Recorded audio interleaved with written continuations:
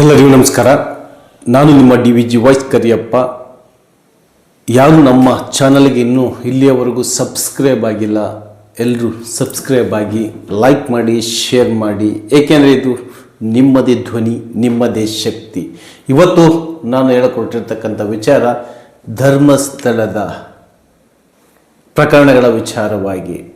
ಇಲ್ಲಿಯವರೆಗೂ ಏನೇನಾಗಿದೆ, ಏನೇನು ಆಗಿಲ್ಲ, ನಿಮಗೆಷ್ಟು ಮಟ್ಟಿಗೆ ತಿಳಿದಿದೆ, ನಿಮಗೆಷ್ಟು ಮಟ್ಟಿಗೆ ಮನವರಿಕೆಯಾಗಿದೆ, ಯಾಕೆ ಆ ಕೇಸು ಹಾದಿ ತಪ್ತಾ ಇದೆ, ತಿಮ್ಮರೋಡಿ ಅವರನ್ನು ಯಾಕೆ ಗಡೀಪಾರು ಮಾಡ್ತಾ ಇದ್ದಾರೆ, ಅಗಲಗಲ ಗಡೀಪಾರು ಮಾಡ್ತಾ ಇದ್ದಾರೆ, ಯಾಕೆ ಅಂತ ಹೇಳಿದರೆ ಅಧಿಕಾರಿಗಳಿಂದ ಅಧಿಕಾರಿಗಳಿಗಾಗಿ ಅಧಿಕಾರಿಗಳಿಗೋಸ್ಕರ ತಿಮ್ಮರೋಡಿಯವರನ್ನು ಅಗಲಗಲ ಗಡೀಪಾರು ಮಾಡಬೇಡ ಅಂತ ಹೈಕೋರ್ಟೇ ಆರ್ಡ್ರ್ ಮಾಡಿದ್ರು ಮತ್ತೆ ಅಲ್ಲಿ ಲೋಕಲ್ ಸ್ಥಳೀಯರಿರ್ತಕ್ಕಂಥವ್ರೆ ಮತ್ತೆ ಮಾಡಿಸ್ತಾ ಇದ್ದಾರೆ.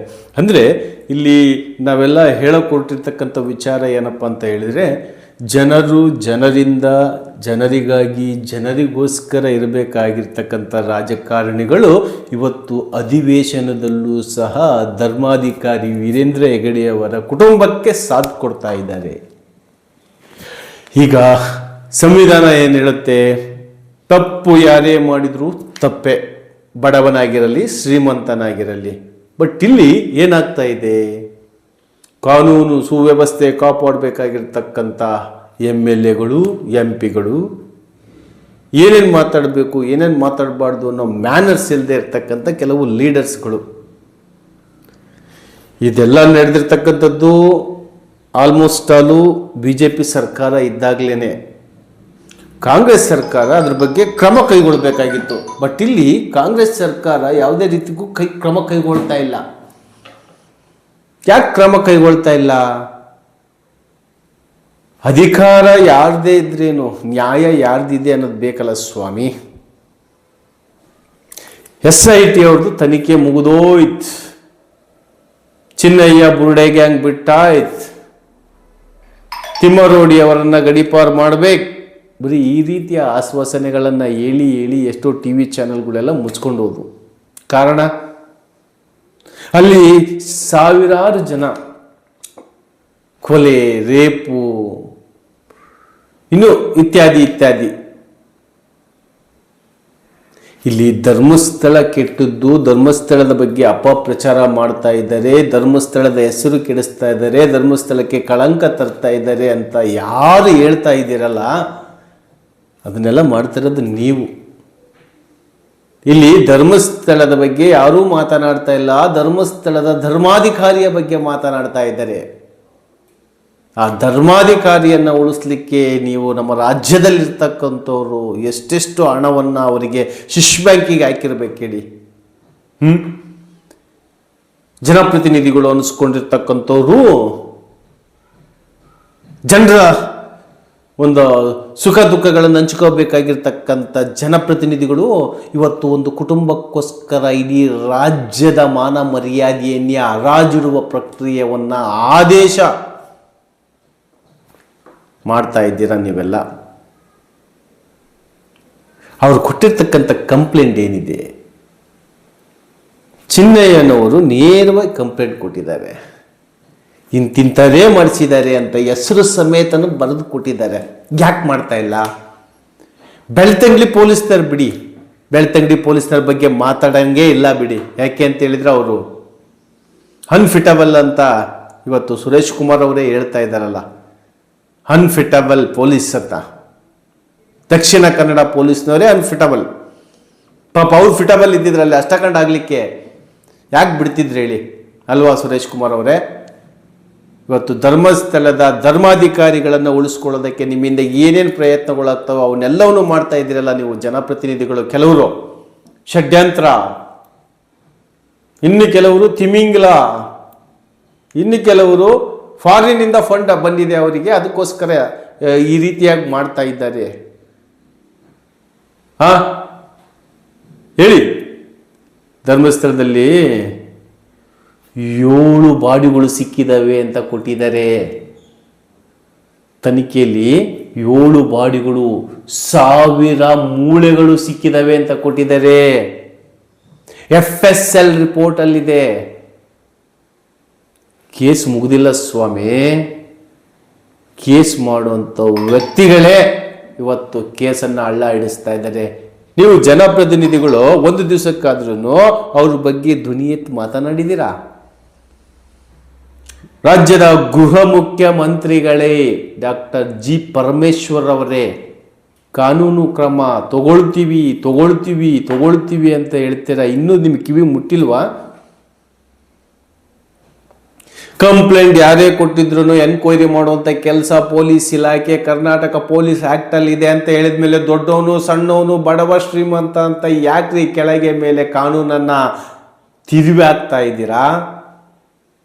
ಯಾವ ವ್ಯಕ್ತಿ ಯಾರ ಮೇಲೆ ಕಂಪ್ಲೇಂಟ್ ಕೊಟ್ಟರು ಸ್ಪಂದಿಸಬೇಕು ಅಂತ ಸಂವಿಧಾನದಲ್ಲೇ ಇದೆ ಅಂತ ಹೇಳಿದ ಮೇಲೆ ನೀವ್ಯಾಕ್ರಿ ದೊಡ್ಡವ್ರಿಗೆ ಸಪೋರ್ಟ್ ಮಾಡಕ್ಕೆ ಹೋಗ್ತಾ ಇದ್ದೀರಾ?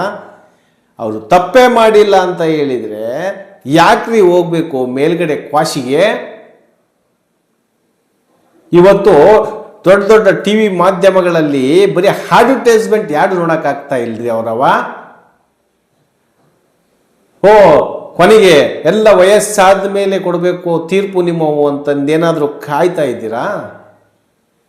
ರೀ ತಿಮ್ಮರೋಡಿಯವರು 1 ದಿನ 2 ದಿನ 1 ವರ್ಷ 2 ವರ್ಷ 3 ವರ್ಷ ಹೋರಾಟ ಮಾಡಿ ಯಾವುದೋ ಸೆಟ್ಲ್ಮೆಂಟ್ ಮಾಡಿಕೊಂಡು ಮನೇಲಿ ಕೂತ್ಕೊಂಡಿರ್ತಕ್ಕಂಥ ವ್ಯಕ್ತಿಗಳಲ್ಲ. ನಾವೆಲ್ಲ ಹಿಂದೂ ಅಂತ ಹೊಡೆದಾಡ್ತಿರಲ್ರಿ BJP ಪಕ್ಷದಾರೆ. ಅಲ್ಲಿ ಸತ್ತಿರ್ತಕ್ಕಂಥವ್ರೆಲ್ಲರೂ ಹಿಂದೂಗಳೇ. ಹೆಣ್ಣು ಮಕ್ಕಳಾಗಿರಲಿ ಗಂಡು ಮಕ್ಕಳಾಗಿರಲಿ ವಯಸ್ಸಾದವರಾಗಿರಲಿ ವಯಸ್ಸಿರೋರಾಗಿರಲಿ ಎಲ್ಲ ಸತ್ತಿರೋರು ಹಿಂದೂಗಳೇ. ಯಾಕೆ ನಿಮ್ಮ ಧ್ವನಿ ಎತ್ತುತ್ತಿಲ್ಲ? ನಿಮ್ಮ ಪಕ್ಷದಲ್ಲಿ ಏನಾದರೂ ಇದಕ್ಕೆ ಹೋರಾಟ ಮಾಡಬೇಡ ಅಂತ ಹೇಳಿದಾರಾ? RSS ಸಿದ್ಧಾಂತ ಹೇಳ್ತಾ ಇಲ್ವಾ? ಇಲ್ಲಿ ಸತ್ಯ ಕೇಳಬೇಕು ಅಂತ ಅನಿಸ್ತಾ ಇಲ್ವಾ? ಸ್ತ್ರೀ ಶಕ್ತಿ ಸಂಘದವ್ರು ಮಾಡಿದ್ರಲ್ರಿ ಹೋರಾಟವನ್ನ, ಕರ್ನಾಟಕದ ಸ್ತ್ರೀ ಶಕ್ತಿ ಸಂಘದವ್ರು ಮಾಡಿದ್ರು ಹೋರಾಟವನ್ನ ಸೌಜನ್ಯಗಳಿಗೋಸ್ಕರ. ನೀವೆಲ್ಲ ಏನ್ ಮಾಡ್ತಾ ಇದ್ದೀರಾ? ಸಾಮಾಜಿಕ ಜಾಲತಾಣದಲ್ಲಿ ಬರ್ತಾ ಇದೆ ಸೌಜನ್ಯಗೆ ಅನ್ಯಾಯ ಆಗಿದೆ, ಧರ್ಮಸ್ಥಳದಲ್ಲಿ ನಡೆದಿರ್ತಕ್ಕಂಥದ್ದು ಸತ್ಯ, ಅದೇ ಕುಟುಂಬದವ್ರು ಮಾಡಿದ್ದಾರೆ ಅಂತ ಕಂಪ್ಲೇಂಟ್ ಕೊಟ್ಟರು ಇವತ್ತಿನವರೆಗೂ ಒಂದು ಬಾರಿಯೂ ಸಹ ಎನ್ಕ್ವೈರಿ ಮಾಡಿಲ್ಲ. ಯಾಕೆ ಎನ್ಕ್ವೈರಿ ಮಾಡಿಲ್ಲ? ಅದ್ರ ಬಗ್ಗೆ ಧ್ವನಿ ಎತ್ರಿ.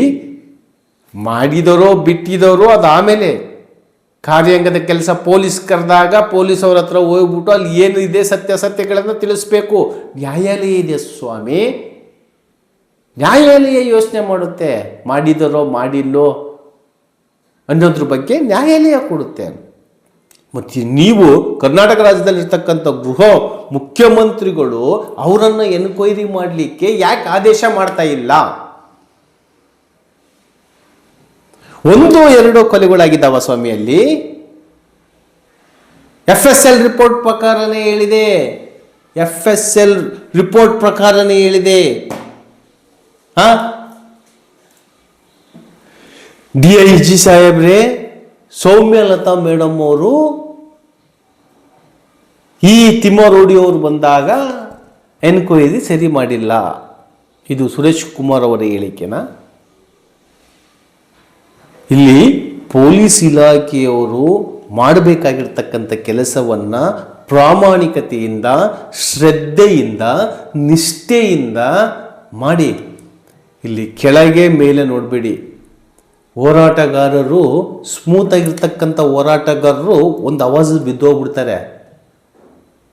ಚರ್ಮಗಟ್ಟಿರ್ತಕ್ಕಂಥ ಹೋರಾಟಗಾರರು ಅಲ್ಲಿರ್ತಕ್ಕಂಥವ್ರು, ಚರ್ಮಗಟ್ಟಿರ್ತಕ್ಕಂಥ ಹೋರಾಟಗಾರರು, ಅವ್ರ ಬಗ್ಗೆ ನೀವೇನೇ ಅಪಪ್ರಚಾರ ಮಾಡಿದ್ರು, ಅವ್ರ ಬಗ್ಗೆ ನೀವೇನೇ ಅಸಹ್ಯವಾಗಿ ಮಾತಾಡಿದ್ರು, ನೀವು ಅವ್ರ ಬಗ್ಗೆ ಕೆಟ್ಟದಾಗೆಲ್ಲ ಮಾತಾಡಿದ್ರು ತಲೆ ಕೆಡಿಸ್ಕೊಳ್ಳಿಲ್ದಂಗೆ ಹೈಕೋರ್ಟಿಂದ ಮತ್ತೆ ಕೇಸನ್ನು ಮುಂದುವರಿಸ್ತಾ ಇರ್ತಕ್ಕಂಥ ದಿಟ್ಟ ಧೀಮಂತ ಹೋರಾಟಗಾರರು, ಕರ್ನಾಟಕದ ಹೋರಾಟಗಾರರು. ಮೊದಲ ಹೆಸರು ಮಹೇಶ್ ತಿಮ್ಮರೋಡಿಯವರ ಹೆಸರು ಬರುತ್ತೆ. ಅದಾದ ಮೇಲೆ ಗಿರೀಶ್ ಮಟ್ಟಣ್ಣನವರು ಬರುತ್ತೆ. ಇನ್ನು ಸಹಸ್ರಾರು ಜನರಿದ್ದಾರೆ ಆ ಹೋರಾಟಕ್ಕೋಸ್ಕರ ಶ್ರಮಿಸ್ತಕ್ಕಂಥವ್ರು. ಅವ್ರು ಕೇಳ್ತಾ ಇರ್ತಕ್ಕಂಥದ್ದೇನು, ನೀವು ಹೇಳ್ತಾ ಇರ್ತಕ್ಕಂಥದ್ದೇನು? ಅವ್ರು ಸಿಂಪಲ್ ಆಗಿ ಕೇಳ್ತಾ ಇದ್ದಾರಲ್ವ ನಿಮಗೆ? ನೋಡಿ ಅಲ್ಲಿ ಈ ರೀತಿಯಾಗಿ ನಡೆದಿರೋದು ನಿಜ. ಲಾಡ್ಜ್ಗಳಲ್ಲಿ ಸಾಯ್ತಾ ಇದ್ದಾರಲ್ರಿ, ಸತ್ತಿರ್ತಕ್ಕಂಥ ಬಾಡಿಗೆ ಆಸಿಡ್ ಹಾಕಿ ಸುಟ್ಟಾಕ್ತಾರೆ ಅಂತ ಹೇಳಿದರೆ ಇನ್ನೂ ಯಾವ ಕಾಲದಲ್ಲಿದ್ದೀವಿ ನಾವು? ಇನ್ನೂ ಯಾವ ಘಟ್ಟದಲ್ಲಿದ್ದೀವಿ ನಾವು? ಇನ್ನು ಯಾವ ಘಟ್ಟದಲ್ಲಿದ್ದೀವಿ? ಇಲ್ಲಿ ಡೈರೆಕ್ಟಾಗಿ ಅವ್ರ ಮೇಲೆ ಮಾತಾಡೋದಕ್ಕಿಂತಲೂ ಈ 111 209 ಆಗಿರ್ತಕ್ಕಂಥದ್ದು, 306 2010 ಅದೇ ಲಾರ್ಡ್ಸ್ನಲ್ಲಿ ಆಗಿರ್ತಕ್ಕಂಥದ್ದು. ಅದಾದ ಮೇಲೆ ಏನಾಯಿತು, 2-3 ಗಂಟೆಗೆ ಅದನ್ನು ತೆಗೆದುಬಿಟ್ಟು ಆಸಿಡ್ ಹಾಕಿ ಸುಟ್ಟುಬಿಡೋದು. ಇದು ನೀವು ಕಲ್ತಿರ್ತಕ್ಕಂಥದ್ದು, ಕರ್ನಾಟಕದ ಆದೇಶದಲ್ಲಿರ್ತಕ್ಕಂಥದ್ದು, ಪೊಲೀಸ್ ಆ್ಯಕ್ಟಲ್ಲಿರ್ತಕ್ಕಂಥದ್ದು. ಬೆಳ್ತಂಗಡಿ ಪೊಲೀಸ್ನವರು ದಕ್ಷಿಣ ಕನ್ನಡ ಜಿಲ್ಲೆಯ SP ಹಾಗೂ AC ಏನು ಮಾಡ್ತಾ ಇದ್ದೀರಾ ನೀವೆಲ್ಲ ಜಿಲ್ಲಾಧಿಕಾರಿಗಳೇ? ಏಕೆಂದರೆ ಒಂದು ಜಿಲ್ಲೆ ಅಧಿಪತಿ ನೋಡಿ ನೀವು, ಜಿಲ್ಲಾಧಿಕಾರಿಗಳು ಅಂತ ಹೇಳಿದರೆ ಇಲ್ಲಿ ಯಾರು ಏನು ಮಾಡ್ತಾರೆ, ಯಾರು ಏನು ಬಿಡ್ತಾರೆ ಅನ್ನೋದು ಮುಖ್ಯ ಅಲ್ಲ. ಯಾವ ವ್ಯಕ್ತಿ ಏನು ಕಂಪ್ಲೇಂಟ್ ಕೊಟ್ಟಿದ್ದಾನೆ ಅದನ್ನು ಆ ವ್ಯಕ್ತಿಯನ್ನೇ ಕರೆಸಿ ಅಥವಾ ಆ ವ್ಯಕ್ತಿ ಹತ್ರ ನೀವು ಹೋಗಿ ಇಲ್ಲಿ ಸಂವಿಧಾನವನ್ನೇ ಬದಲಾವಣೆ ಮಾಡೋದಕ್ಕೆ ಹೊರಟಿದ್ದೀರಾ ನೀವೆಲ್ಲರೂ ಸೇರಿಬಿಟ್ಟು. ನಿಮಗೆ ಹೆಂಗೆ ಬೇಕೋ ಆ ರೀತಿ ಕಾನೂನು ಮಾಡ್ಕೊಂಡು ಕೊಟ್ಬಿಟ್ಟಿದ್ದೀರಾ. ಹಣ ಇದ್ದವನು ಏನು ಮಾಡಿದ್ರು ಸರಿನೇ ಅನ್ನೋ ಒಂದು ಲೆಕ್ಕಾಚಾರಕ್ಕೆ ಜನರಿಗೆ ತುಂಬಿಸ್ತಾ ಇದ್ದೀರಾ. ಸತ್ಯ ಸತ್ತೋಗ್ತಾ ಇದೆ ಸ್ವಾಮಿ. ಸತ್ಯವನ್ನು ಕಾಪಾಡೋದಕ್ಕೆ ಯಾರು ಬರ್ತಾರೆ? ಜನಸಾಮಾನ್ಯರೆಲ್ಲಾದರೂ ಒಗ್ಗಟ್ಟಾದರೆ ನೆಕ್ಸ್ಟ್ ನೀವು ಏನಾದರೂ ಎಲೆಕ್ಷನ್ನಲ್ಲಿ ನಿಲ್ತೀವಿ, ರಾಜಕೀಯಕ್ಕೆ ನಿಲ್ತೀವಿ, ಮತ ಕೇಳಕ್ಕೆ ಹೋಗ್ತೀವಿ ಅಂತ ಹೇಳಿದ್ರೆ ಊರೊಳಗೆ ಬಿಟ್ಕೊಳ್ಳಲ್ಲ, ನಿಮ್ಮನ್ನ ಬಹಿಷ್ಕಾರ ಆಗ್ತಾರೆ. ಓಪನ್ ಆಗಿ ಇಷ್ಟೊಂದೆಲ್ಲ ನಡೆದಿದ್ರು ಸಮೇತನೂ ಅದರ ಬಗ್ಗೆ ಧ್ವನಿ ಎತ್ತದಿಲ್ಲ ಅಂತ ಹೇಳಿದ್ರೆ ನೀವೆಂತ ಜನಪ್ರತಿನಿಧಿಗಳು? 224 ಶಾಸಕರಿದ್ದೀವಿ ನಾವು, 224 ಸಕಲ ಕಲ ವಲ್ಲಭರಿದ್ದೀವಿ ಅಂತ ಸ್ಪೀಕರಿಂದ ಸೇರಿಸಿ ಹೇಳ್ತೀರಾ? ಅಧಿವೇಶನದಲ್ಲಿ ಕೂತ್ಕೊಂಡು ಮಾತಾಡೋದು ಪ್ರತಿಯೊಬ್ಬರಿಗೂ ಸಹ ಗೊತ್ತಿರುತ್ತೆ. ನೀವು ಅವನ ಮನೆ ಬೆಂಕಿ ಹಚ್ಚಿರಿ, ಇವನ್ ಮನೆ ಬೆಂಕಿ ಹಚ್ಚಿರಿ ಅಂತ ಮಾತಾಡ್ತಿರಲ್ರಿ. ಜನಸಾಮಾನ್ಯರ ಬಗ್ಗೆ ಕೂತ್ಕೊಂಡು ಮಾತಾಡ್ಬೇಕಾಗಿರ್ತಕ್ಕಂಥ ಜಾಗದಲ್ಲಿ ಜಾತಿಗಳಿಂದ ಗೆದ್ದಿರ್ತಿರ್ತಾನೆ ನೀವು, ಜಾತಿ ಮೀಸಲಾತಿಯಿಂದ ಗೆದ್ದೋಗಿರ್ತಿರ್ತಾನೆ ನೀವು. ಏನೇ ಆಗಿರಲಿ, ಎನಿವನ್ ಎನಿವೇರ್. ಒಬ್ಬ ವ್ಯಕ್ತಿ ಒಬ್ಬ ರಾಜಕಾರಣಿ ಆಗಬೇಕು ಅಂತ ಹೇಳಿದ್ರೆ ಆ ಜಾತಿ ಮೀಸಲಾತಿ ಕ್ಷೇತ್ರದಿಂದಲೇ ಗೆದ್ದೋಗಿರ್ತಾನೆ. ಆ ಜಾತಿಯವರು ಯಾರು ಸತ್ತಿಲ್ವ ಅಲ್ಲಿ? ಎಲ್ಲ ಜಾತಿಯವರು ಸತ್ತಿದ್ದಾರೆ ಸ್ವಾಮಿ. ಯಾಕೆ? ಅವನ ಹತ್ರ ಹಣ ಇದೆ, ಅವ್ರ ಹತ್ರ ಅಧಿಕಾರ ಇದೆ, ಅವ್ರದ್ದು ಒಳ್ಳೆ ಹೆಸರಿದೆ, ಅವ್ರ ಬಗ್ಗೆ ನಾವು ಯಾಕೆ ಮಾತಾಡಬೇಕು ಅಂತ ಏನಾದರೂ ತಲೆಯಲ್ಲಿ ಇಟ್ಕೊಂಡಿದ್ದೀರಾ? ಎಷ್ಟೆಷ್ಟೋ ಏನೇನೋ ಮಾಡೋಕ್ಕಂತ ಹೊರಟುಬಿಟ್ರು. ಇನ್ನೂ ಸಹ ಆ ನಕಲಿ ದೇವ ಮಾನವನ ಸಪೋರ್ಟಿಗೆ ಕಡಿಮೆನೇ ಆಗ್ತಾ ಇಲ್ಲ. ನನಗನ್ಸುತ್ತೆ ಅಲ್ಲಿ ಯಾರೋ ಒಬ್ರು ಹೇಳಿದ್ರು, ಕೃಷ್ಣ ಭಟ್ರು, ರಾಮಕೃಷ್ಣ ಭಟ್ರು ಅಂತ ಒಬ್ರು ಇದ್ರು. ಮೊದಲು ಧರ್ಮಸ್ಥಳದಲ್ಲಿ ಬ್ರಾಹ್ಮಣರೇ ಇದ್ದಿದ್ದು, ಬ್ರಾಹ್ಮಣರೇ ಪೂಜೆ ಮಾಡ್ತಾ ಇದ್ದಿದ್ದು. ಅಂತಹ ಬ್ರಾಹ್ಮಣರನ್ನೇ ಓಡಿಸಿದಂಥವ್ರು ಈಗಿರ್ತಕ್ಕಂಥ ದೇವಮಾನವ ಅಂತ ಅವ್ರದ್ದೇ ಆದ ಒಂದು ಸ್ಟೋರಿಯಲ್ಲಿ ಹಾಕಿದ್ದಾರೆ. ಬ್ರಾಹ್ಮಣರನ್ನೇ ಹೊರಗಡೆ ಕಳಿಸಿರ್ತಕ್ಕಂಥ ದೇವಮಾನವರು, ಧರ್ಮಸ್ಥಳದ ದೇವಮಾನವರು. ಈಗ ಅಲ್ಲಿ ಮಹೇಶ್ ತಿಮ್ಮರೋಡಿ ಅವ್ರ ಮೇಲೆ 2 ಬಾರಿ ವಾರೆಂಟ್ ಆಗಿದೆ, ಅಂದರೆ ಗಡೀಪಾರ ಆಗಿದೆ. ಮೊದಲನೇ ಸಲ ಗಡೀಪಾರ ಆದಾಗಲೇ ಹೈಕೋರ್ಟು ಇವ್ರದ್ದು ಯಾವುದೇ ರೀತಿ ತಪ್ಪಿಲ್ಲ, ಇವ್ರನ್ನ ಯಾಕೆ ಹೊರಗೆ ಹಾಕಿದ್ದೀರಿ, ಇವ್ರನ್ನ ಯಾಕೆ ಗಡೀಪಾರ ಮಾಡ್ತಾ ಇದ್ದೀರಿ, ಅದ್ರ ಪೂರ್ತಿ ಡೀಟೇಲ್ ಕೊಡ್ರಿ ಅಂತ ಕೇಳುತ್ತೆ ಹೈಕೋರ್ಟು. ಇದ್ರ ತಾನೇ ಕೊಡಲಿಕ್ಕೆ, ಗಡೀಪಾರ ಮಾಡಲಿಕ್ಕೆ ಇಂತಿಂಥ ಕಂಡೀಷನ್ ಅಂತ ಇರ್ತಾವಲ್ವಾ, ಆ ಕಂಡೀಷನ್ ಪ್ರಕಾರ ಇವ್ರು ತಪ್ಪು ಮಾಡಿರ್ಬೇಕಲ್ವಾ? ತಪ್ಪು ಮಾಡಿದ್ರೆ ಕೊಡ್ಬೋದಾಗಿತ್ತು. ತಪ್ಪೇ ಮಾಡಿಲ್ವಲ್ಲ. ಇಲ್ಲಿ ಈ ದೇವಮಾನವನ್ನು ಉಳಿಸ್ಕೊಳ್ಳೋಕೆ ಮಾಡ್ತಾ ಇರ್ತಕ್ಕಂಥ pre plan in politicals and police. ಈಗ ಇದಾಯಿತು. ಮತ್ತು 2ನೇ ಬಾರಿ ಸಮೇತನು ಅದು ಹೇಳಿದ್ರು, ಮತ್ತು 2ನೇ ಬಾರಿ ಅವ್ರ ಮೇಲೆ ಗಡೀಪಾರ ಆಗುತ್ತೆ, ಮತ್ತು ಸೇಮ್ ಅದನ್ನೇ ಹೇಳುತ್ತೆ. ಬಟ್ ಇಲ್ಲಿ ಏನಪ್ಪ ಅಂತ ಹೇಳಿದ್ರು, ಅವರು ಹೀಗೆ ಒತ್ಕಂತಲ್ಲ ಹೊಂಟ್ಬಿಟ್ಟಿದ್ದಾರೆ. ಅವ್ರಿಗೂ ವಯಸ್ಸಾಗ್ತಾ ಹೋಗ್ತು. ಇಲ್ಲಿ ಕಾನೂನು ಹೆಂಗೂ ಲೇಟು, ನಮ್ಮದು ಸ್ವಲ್ಪ ಡೆಮೋಕ್ರಸಿ ಈಸ್ ಲೇಟ್ ಅಲ್ಲ ಡಿಸಿಷನ್ನು. ಬಡವರಿಗೆ ಮಾತ್ರ ಇಮ್ಮಿಡಿಯೇಟಾಗಿ ಶಿಕ್ಷೆ ಆಗೋದು, ಶ್ರೀಮಂತರೆಲ್ಲ 5, 10, 20 ವರ್ಷ ಒತ್ಕೊಂತ ಹೋಗ್ಬೋದು. ಅಲ್ವಾ? FSL ರಿಪೋರ್ಟಲ್ಲಿ SIT ಅವರು ನೇರವಾಗಿ ಒಂದು ಸ್ಟೇಟ್ಮೆಂಟ್ ಕೊಡ್ತಾರೆ, ಅದರದ್ದು ಪೂರ್ತಿ ಆದೇಶ ಕೊಡ್ತಾರೆ. ಅದನ್ನು ಇಟ್ಕೊಂಡಾದ್ರೂ ಮಾತಾಡಬೇಕಾ ಈ ಸುರೇಶ್ ಕುಮಾರ್ ಅವರು, ಕಾನೂನು ಸಚಿವರಾಗಿರ್ತಕ್ಕಂಥವ್ರು, LLB ಮಾಡಿರ್ತಕ್ಕಂಥ ವಕೀಲರು, ಸಮಾಜದ ಬಗ್ಗೆ ಅತಿ ಹೆಚ್ಚು ಕಾಳಜಿ ಇರಬೇಕಾಗಿರ್ತಕ್ಕಂಥ ವ್ಯಕ್ತಿ. ಇನ್ನು ಕೆಲವರು ಬಡಿ ಹೆಬ್ಬಟ್ಟು ಹೊತ್ಕೊಂಡು ಬಂದಿರ್ತಾರೆ, ಅದು ಬೇರೆ ವಿಚಾರ.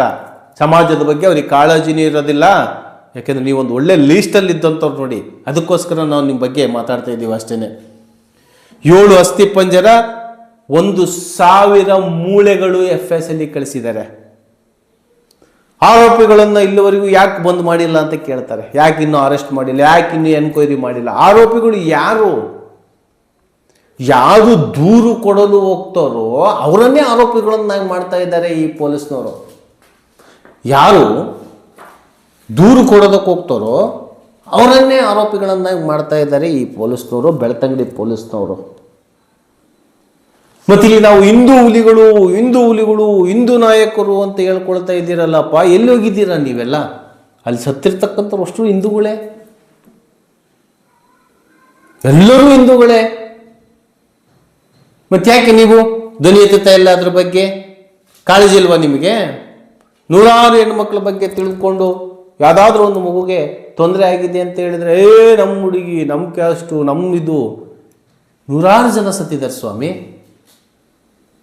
ಮತ್ತೆ ಅದ್ರ ಬಗ್ಗೆ ನೀವೆಲ್ಲಿ ಧ್ವನಿ ಎತ್ತದಿಲ್ಲಿ? ಹೇಳಿ.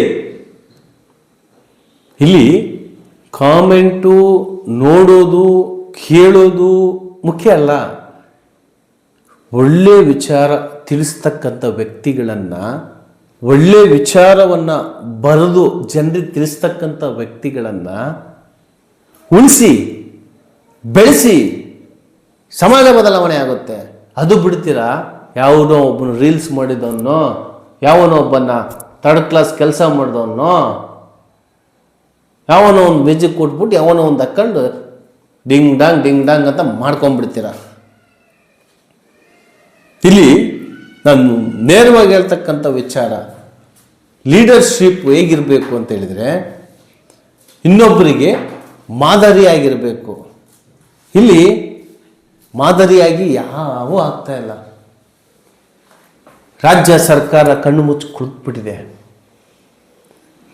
ತಿಮ್ಮರೋಡಿ ಅವರಾಯಿತು, ಆ ಸೌಜನ್ಯ ಪರ ಹೋರಾಟಕ್ಕಾಯಿತು, ಈ ಯಮುನಾ ಕೇಸ್ ಆಯಿತು. ಎಷ್ಟು ಕೇಸುಗಳು ಸ್ವಾಮಿ? ಇವಕ್ಕೆಲ್ಲ ನ್ಯಾಯ ಯಾವಾಗ ಸಿಗುತ್ತೆ? ಒಂದಂತೂ ನಿಜ, SIT ತನಿಖೆ ಇನ್ನೂ ನಿಲ್ಲಲ್ಲ. ಎಲ್ಲಿವರೆಗೂ ನ್ಯಾಯ ಗೆಲ್ಲುತ್ತೋ, ಎಲ್ಲಿವರೆಗೂ ಸತ್ಯ ಹೊರಗೆ ಬರುತ್ತೋ ಅಲ್ಲಿಯವರೆಗೂ ಸಹ SIT ತನಿಖೆ ನಿಲ್ಲಲ್ಲ. ಯಾಕೆ ಅಂತ ಹೇಳಿದ್ರೆ ಈಗಾಗಲೇ 7 ಅಸ್ಥಿ ಪಂಜರಗಳ FSL ಹಾಗೂ 1,000 ಮೂಳೆಗಳು ಕೊಟ್ಟಿರ್ತಕ್ಕಂಥದ್ದು ಹೇಗೆ ನಿಲ್ಲುತ್ತೆ ಅಲ್ವಾ? ಸುಮ್ಮನೆ ಕೆಲವು ಚಾನಲ್ಗಳಲ್ಲಿ ಪುಂಗ್ತಾರೆ, ಆ ಪುಂಗಿದವರು ಸ್ವಲ್ಪ ಊಟ ಮಾಡಲಿಕ್ಕೆ ಹೋಗಿದ್ದಾರೆ, ಇನ್ನು ಕೆಲವರು ಅರ್ಥ ಮಾಡ್ಕೊಂಡು ಸುಮ್ಮನಾಗಿದ್ದಾರೆ. ಮತ್ತೆ ಮುಂದಿನ ಎಪಿಸೋಡ್ನಲ್ಲಿ ಮುಂದಿನ ಸ್ಟೋರಿಯನ್ನು ತಿಳಿಸ್ತೀನಿ. ಅಲ್ಲಿಯವರೆಗೂ ಯಾರೂ ನಮ್ಮ ವಾಹಿನಿಯನ್ನು ಸಬ್ಸ್ಕ್ರೈಬ್ ಆಗಿಲ್ಲ, ಅವರೆಲ್ಲರೂ ಸಬ್ಸ್ಕ್ರೈಬ್ ಆಗಿ. ಏಕೆಂದರೆ ಇದು ನಿಮ್ಮದೇ ಧ್ವನಿ, ನಿಮ್ಮದೇ ಶಕ್ತಿ. ನಮಸ್ಕಾರ.